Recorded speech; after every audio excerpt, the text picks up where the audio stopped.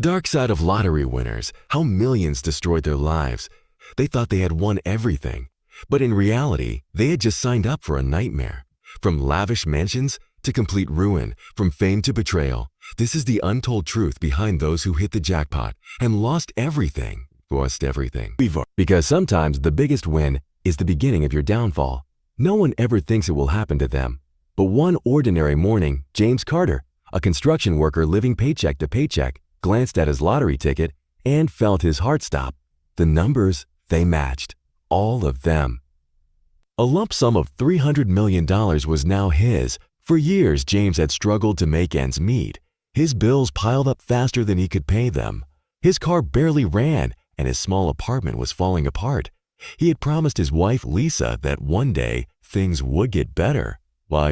And now that day had come. As he stood frozen in shock, his mind raced with possibilities. A new house, luxury cars, lavish vacations. The weight of financial struggle lifted in an instant.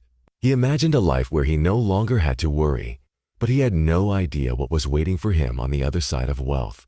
Within days, James's life transformed.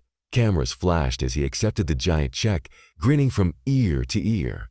Reporters crowded around, eager to know what he planned to do with his fortune. His phone rang nonstop. Old classmates, distant relatives, and complete strangers suddenly remembered him. The first thing he did was buy a massive mansion in an exclusive neighborhood. Then came luxury cars, one for himself, one for Lisa, and even one for his brother, whom he had barely spoken to in years. He threw lavish parties, handing out expensive gifts to anyone who asked. His generosity knew no limits. At first, it felt amazing. The thrill of spending, the power of being the richest man in any room. But soon, small cracks began to appear. Friends who once supported him now had their hands out. Lisa noticed how James started second-guessing everyone's intentions. Late at night, he lay awake, feeling a strange unease creeping in. He had everything he had ever wanted, so why did something feel off? It started with small arguments. Lisa worried they were spending too much, but James brushed it off. "We are rich now," he told her. "We will never run out of money. It's of money." But the spending did not stop. Soon, financial advisors warned him. Bad investments, impulsive decisions, and constant handouts were draining his fortune faster than he realized. He ignored them. After all, how could $300 million ever run out? Then came the betrayals. A close friend scammed him out of thousands. A family member sued him for not giving them a fair share. The media, once so welcoming, now ran headlines questioning his reckless spending. The paranoia grew. He stopped answering his phone. He started checking his bank balance obsessively. And then it happened. The moment that would change everything. A decision James made, one he could never take back. The real nightmare was only beginning. At first, James believed his wealth would last forever. But money has a way of slipping through fingers faster than anyone expects. A few bad investments turned into massive losses. A luxury resort project that promised easy returns collapsed overnight. A business venture with a trusted friend turned out to be a scam. James found himself constantly writing checks to lawyers, to financial advisors, to distant relatives who suddenly felt entitled to his fortune. Lawsuits poured in.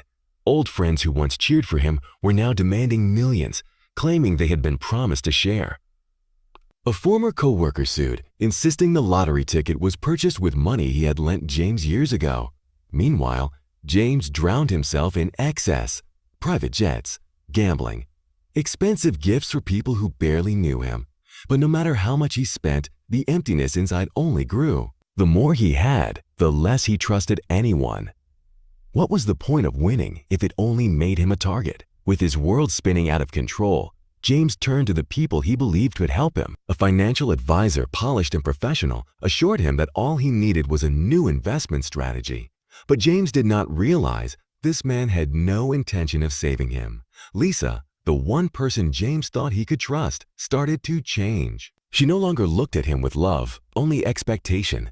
She wanted more money, more status, more luxury. When James hesitated, she reminded him that without her, he would still be poor. Even his family was not the same. His younger brother, once humble and hardworking, now demanded handouts. His mother begged him to buy houses for every cousin, every uncle, every distant relative. James wanted to say no. But how could he? They were family. Still, he ignored the warning signs. His bank accounts were shrinking, but he refused to stop. The media caught wind of his reckless lifestyle. Headlines turned vicious, a lottery curse. James Carter's fortune crumbling. For the first time, James felt something he had not expected. He was afraid. The day James hit rock bottom, he was sitting alone in his mansion, once filled with guests, now empty. His phone buzzed. Another lawsuit. Another betrayal. A former friend had leaked private financial records, exposing debts he had tried to hide. The world now knew the truth. James Carter, the man who once had everything, was drowning. Lisa was gone. She had quietly emptied their shared accounts and left a single note. "I deserve better." James stared at his reflection in the floor-to-ceiling windows of his estate. His empire was built on sand, and now the tide had come in. Then, the final blow. A knock at the door. A knock at the door. His lawyer stood there, his face grim. "James, we need to talk. It is about your money. There is almost nothing left." The camera flashes outside his gate, the voices of reporters shouting his name. It all became a blur. The man who once held a winning ticket was now left with nothing but regret. And just when he thought it could not get worse, the real nightmare began. James thought he had already lost everything, but the worst was yet to come. One morning, his lawyer's words confirmed his worst fear. He was bankrupt. The millions were gone. His mansion, cars, and prized possessions, all set to be seized. The man who once had everything was now left with nothing but debt. Then came the final blow. His mother, his last anchor, suffered a stroke. The stress, the endless conflicts over money had taken its toll. As he sat beside her hospital bed, watching the machines beep steadily, guilt consumed him. The people who had once surrounded him, his friends, his partner, his so-called advisors, had all disappeared. Not a single person answered his calls. The tabloids mocked him. The world moved on. Alone in a dingy motel room, staring at an eviction notice for the first time in years, James finally asked himself the one question he had been avoiding. Was the money ever worth it? Just when James had given up hope, help arrived from an unexpected place. An old friend, Michael, showed up at his doorstep. They had worked together years ago, long before the money, before the fame. Back when James was still just a man with simple dreams. Michael did not care about the headlines. He did not care about the fortune lost. He saw the James he used to know. The one who worked late shifts to support his mother, the one who dreamed of building something meaningful. "You are still that guy," Michael told him. "Money did not change you. You let it control you. But it is not too late to take that control back." For the first time in months, James felt something other than regret. He felt a spark of hope. With nowhere else to turn, he took the first step toward rebuilding. He sold the last of his luxury items and used the money to pay off what little debt he could. He sought financial counseling, not to chase wealth again, but to learn how to live without it. It was not easy. The world still saw him as the man who lost everything, but James no longer cared about the world. As James slowly pieced his life back together, the real challenge arrived. Facing the people he had hurt, he visited his mother, sitting beside her in silence, unable to find the right words. But she did not need them.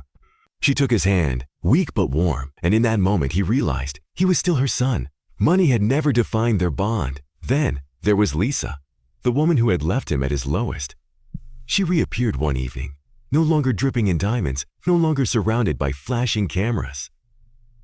Her new rich boyfriend had moved on, and now she wanted to rekindle things. For a brief moment, so he smiled and walked away. This was his final test, the last chance to fall back into the same cycle or finally break free. As the city lights flickered in the distance, James realized he was no longer the man who won the lottery. He was just a man who had finally learned what mattered. But was it too late to start over? Or was his biggest challenge still ahead? James had spent years believing that money would solve everything. But after losing it all, he finally saw the truth. One by one, he let go of the things that had once defined him. The luxury, the status, the need for validation. For the first time, he was free. Instead of chasing wealth, James turned his focus towards something real. He took a simple job, nothing glamorous, but it gave him purpose. He started volunteering at a shelter, meeting people who had faced struggles far worse than his own, and yet they still found reasons to smile. At first, it felt strange, this new life without excess, but slowly, he felt lighter. The weight of expectations, the pressure to prove himself, all of it began to fade. The scars of the past remained. The losses, the betrayals, they could never be erased, but James no longer let them define him. He was finally at peace. One evening, James walked past a gas station and saw a lottery machine. For a brief moment, temptation whispered, he had won once before. What if he tried again? What if this time he was smarter, more careful? Then he glanced at the man standing in line ahead of him, an exhausted father, counting change for a single ticket. His hands trembled, eyes filled with silent hope. James knew that look. He had been that man once. He turned and walked away. Money was never the answer. He had spent his entire fortune searching for happiness, only to realize it was never for sale. In the end, true wealth was not in what he had lost, but in what he had finally found: peace, purpose, and the people who truly mattered. Years later, a reporter tracked him down. They wanted to do a follow-up on his story.